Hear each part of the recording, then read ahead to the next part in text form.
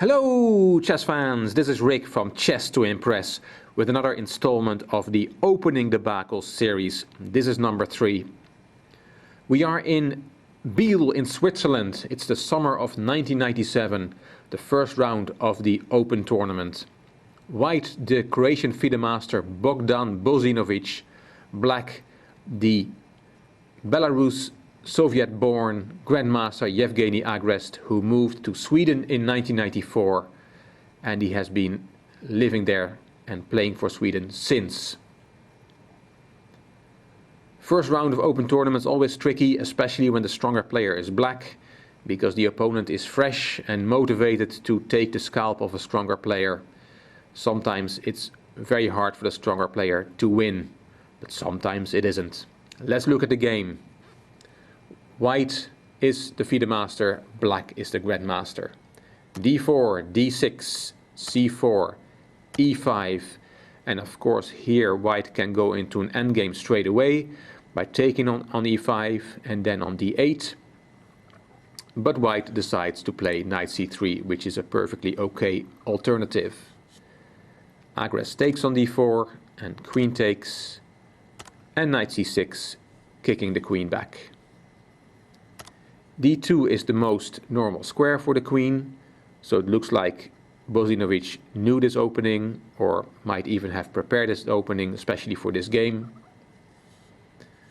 Bishop e6, and here e2, e4 is the most normal move, the most safe move, stamping out any ideas of a quick d6, d5, which gets white into trouble in this game very quickly. He played b3, which is okay, which is fine, but as I said, e4 would have been safer. a5, and again, e2, e4 is an advisable move here, but Bozinovic played g2, g3.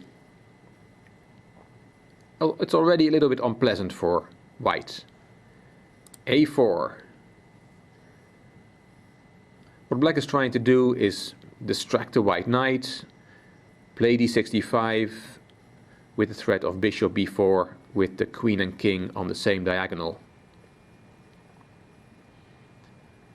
Here bishop b2 keeps the position more or less equal, although as I said it's already slightly unpleasant for white. But Bozinovic took on a4 with the knight, and that was not a good move.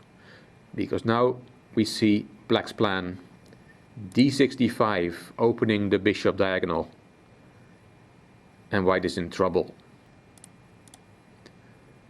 What Bozinovic played was c takes d5, and here comes rook takes a4. Logical continuation, because now the threat bishop f8 to b4 is very real.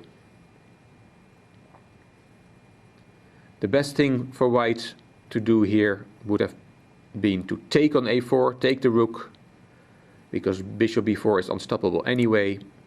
After bishop b4 he could then take on c6, and then if black takes the queen and bishop takes, the game could continue with, for example, bishop d5, bishop c3, knight f6. Black is better, but it's still a game. White doesn't have to resign yet. If after d takes c6, black tries to be too cute and plays queen d4, attacking the rook on a1, then rook b1, then take the queen, and bishop takes d2. If then black plays queen e4, trying to win more material by forking both rooks, then black has to be careful, because after rook b4 hitting the queen, he should not take on h1, because then there is suddenly c takes b7, white gets his queen back and wins. Instead of taking on h1, he should of course take that dangerous pawn on c6, and white has a lot of material for the queen. Black is slightly better, but this is still a game.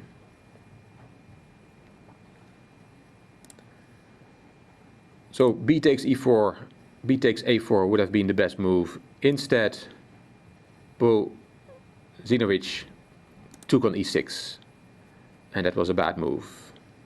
Bishop b4 is the logical continuation, and Bozinovic could think of nothing better than taking on f7 with one last spite check, and resigned after that pawn was taken back. Why did he resign? Well, the only move that makes any sense here is b takes a4, and then black should not take straight away on d2, because after bishop takes d2,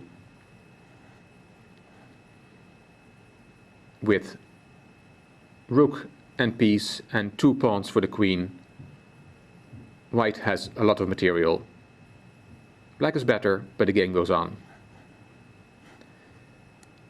So, not taking on d2, it's clear that the grandmaster would have found the best move, queen d4. There's no hurry to take on d2.